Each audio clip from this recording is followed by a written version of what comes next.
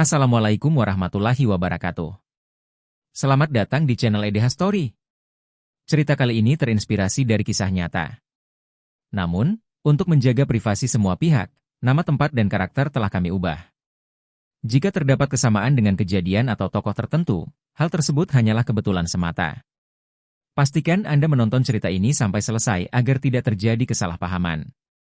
Sebelum cerita dimulai, saya mohon keikhlasan Anda untuk memberikan like dan subscribe pada channel ini.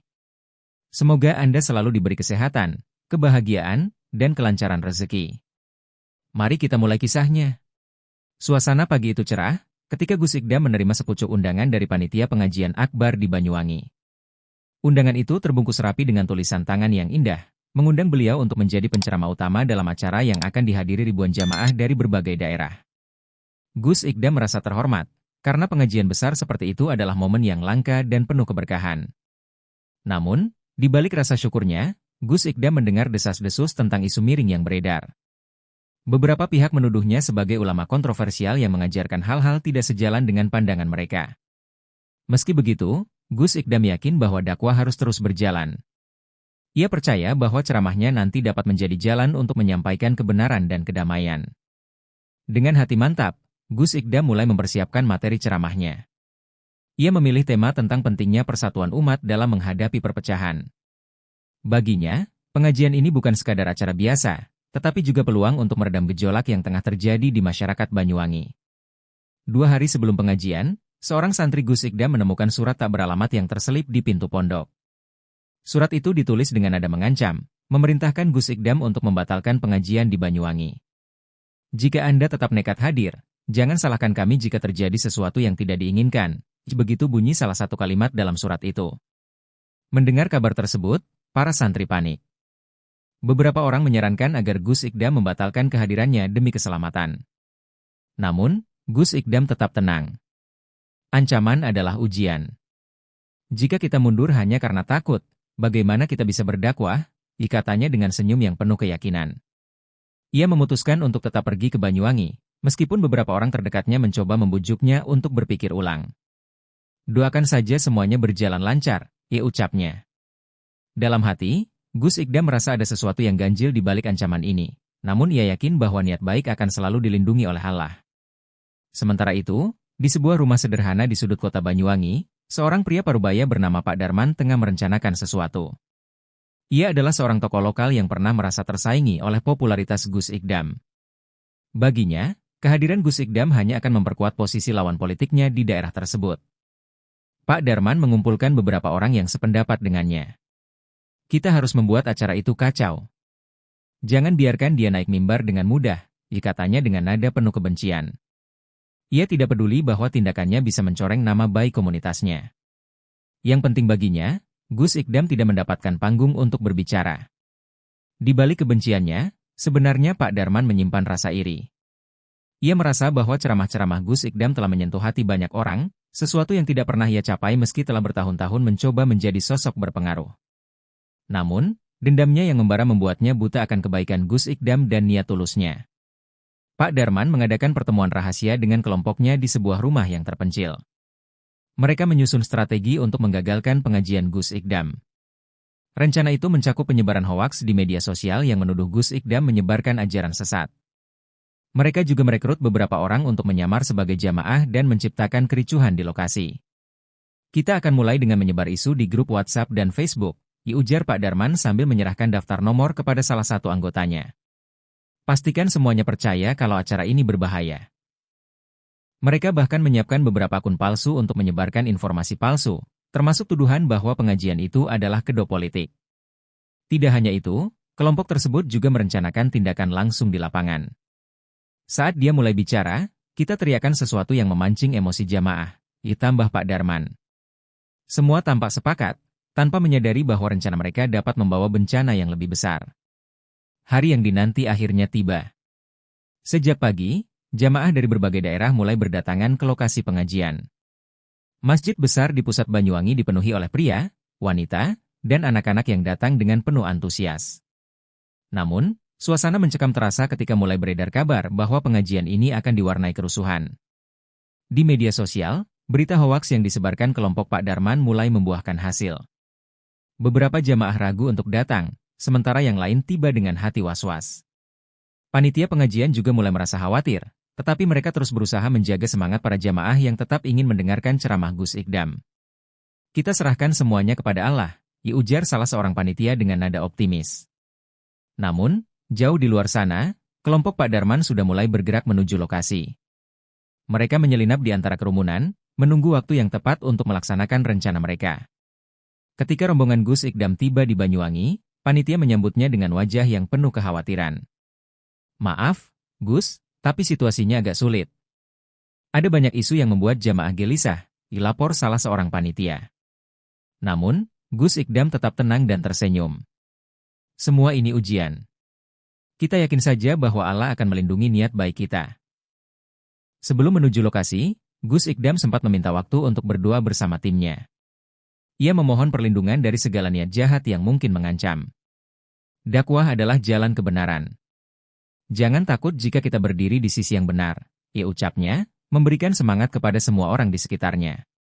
Ketika akhirnya ia tiba di lokasi, kehadiran Gus Ikdam langsung disambut sorak-sorai para jamaah yang setia menanti. Namun, di antara wajah-wajah yang berseri-seri, ada beberapa yang menyimpan niat buruk. Mereka adalah orang-orang yang telah disusupi oleh kelompok Pak Darman untuk membuat kericuhan. Pengajian dimulai dengan hikmat. Lantunan ayat suci Al-Quran menggema, membawa suasana masjid menjadi syahdu. Para jamaah khusyuk mendengarkan, sementara panitia bekerja keras memastikan segala sesuatu berjalan lancar. Gus Ikdam duduk di kursinya, menanti giliran untuk memberikan ceramahnya. Ketika tiba waktunya, Gus Ikdam naik ke mimbar dengan penuh wibawa.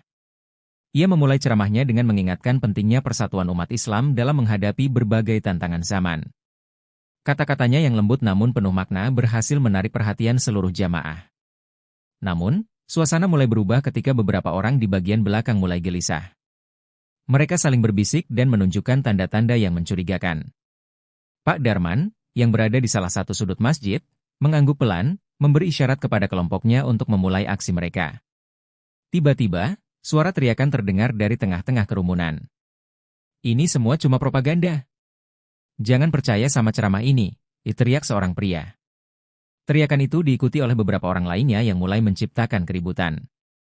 Jamaah yang awalnya tenang mulai bingung. Beberapa orang mencoba menenangkan situasi, tetapi provokator terus mengeluarkan kata-kata yang memancing emosi. Gus Ikdam bukan ulama sejati.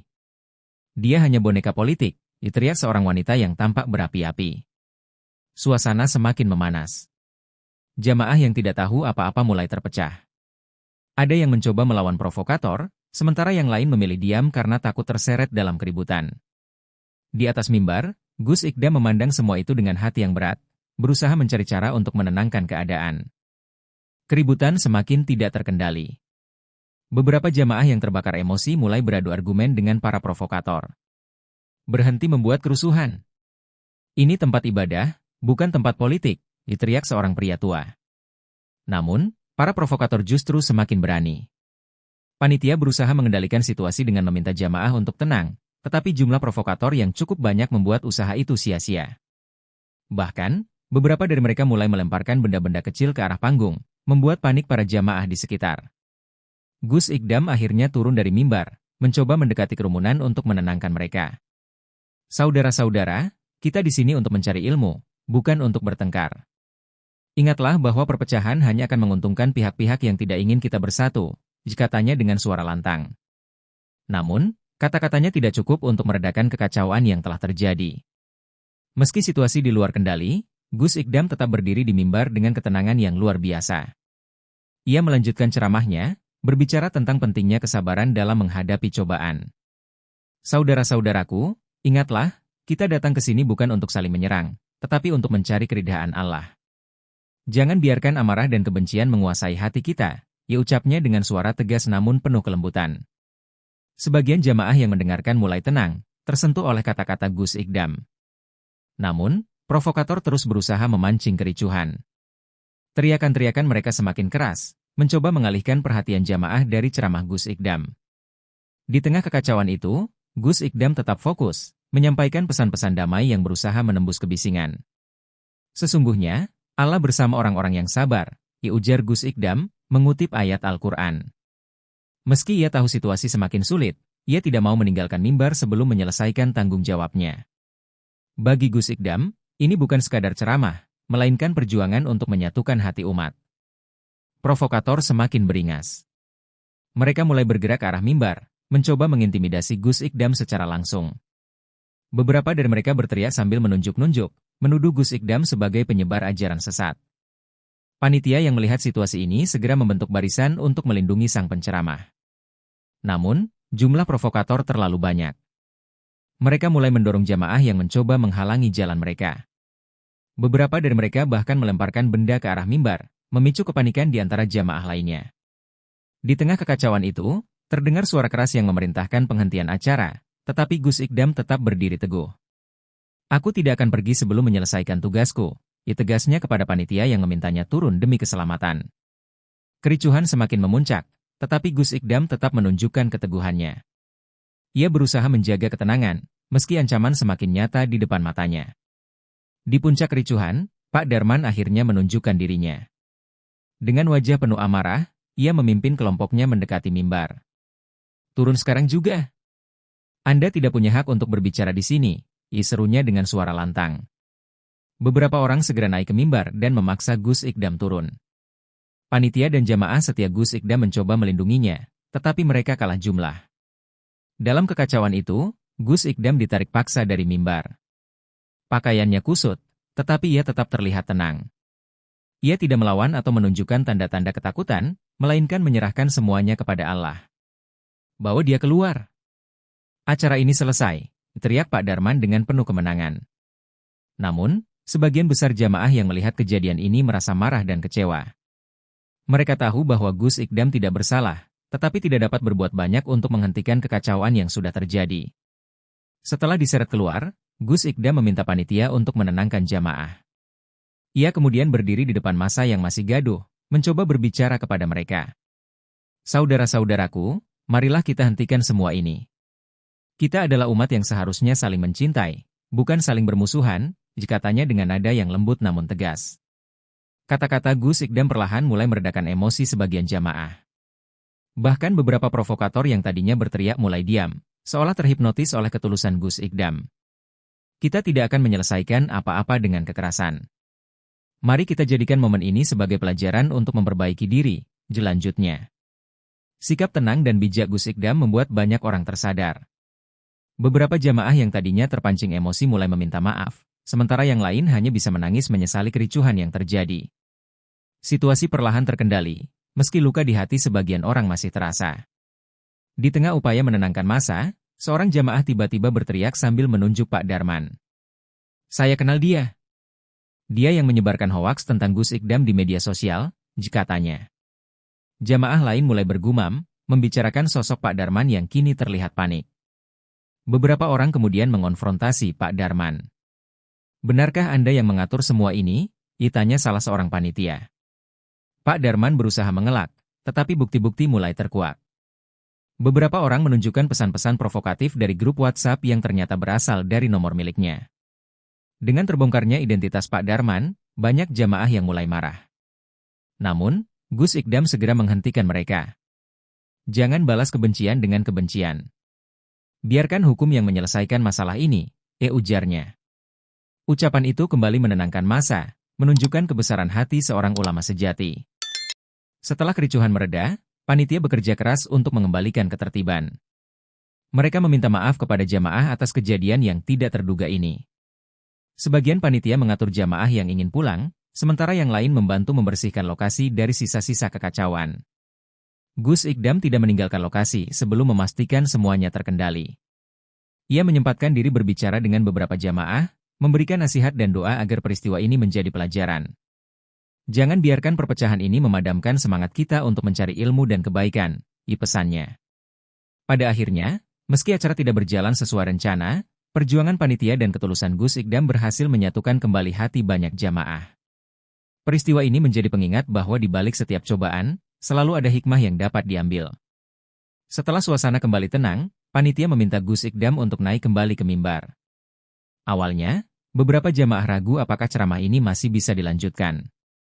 Namun, Dengan senyum tenang dan langkah mantap, Gus Ikdam kembali berdiri di hadapan mereka. Saudara-saudaraku, mari kita lanjutkan perjuangan ini. Jangan biarkan satu insiden mengaburkan niat kita untuk mencari ridha Allah, katanya membuka ceramah. Ia melanjutkan dengan membahas pentingnya memaafkan dan tidak membalas keburukan dengan keburukan. Rasulullah Shallallahu Alaihi Wasallam adalah teladan dalam menghadapi penghinaan dan kebencian. Beliau selalu memilih cinta dan pengampunan, ujarnya. Kata-kata itu terasa menenangkan, seperti air yang memadamkan bara api di hati para jamaah. Ceramah Gus Ikdam kali ini terasa lebih khusyuk. Setiap kalimatnya dipenuhi dengan hikmah dan nasihat yang mendalam. Jamaah yang sebelumnya gelisah kini tertunduk, menyimak dengan hati yang terbuka.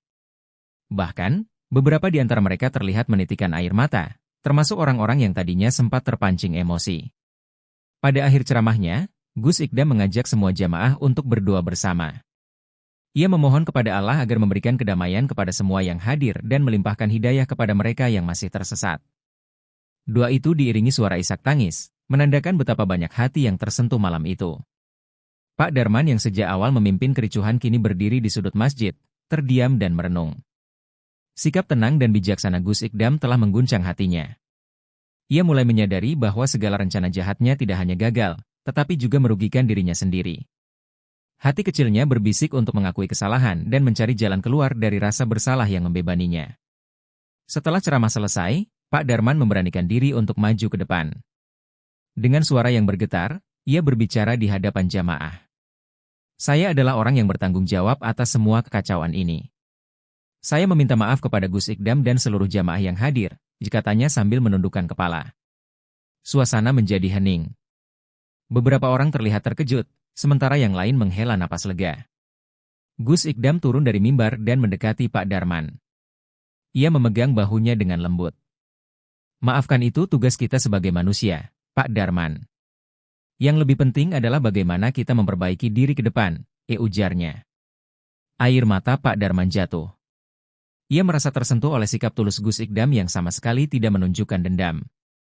Di depan semua orang, Pak Darman bersumpah untuk berubah dan berhenti dari segala tindakannya yang merugikan orang lain. Jamaah yang menyaksikan momen itu merasa terharu dan mulai bersorak memuji kebesaran hati Gus Ikdam. Pengajian malam itu akhirnya berakhir dengan damai dan penuh hikmah. Setelah momen pertobatan Pak Darman, suasana yang sebelumnya tegang berubah menjadi penuh kedamaian. Jamaah yang hadir merasa bersyukur karena telah menyaksikan peristiwa yang tidak hanya membawa ilmu, tetapi juga pelajaran hidup yang berharga. Ketika jamaah mulai pulang, banyak di antara mereka yang menghampiri Gus Ikdam untuk mengucapkan terima kasih. Ceramah Gus malam ini bukan hanya menyejukkan, tapi juga menyentuh hati kami, ujar salah seorang jamaah. Gus Ikdam hanya tersenyum dan berkata, semua ini karena pertolongan Allah. Saya hanyalah perantara.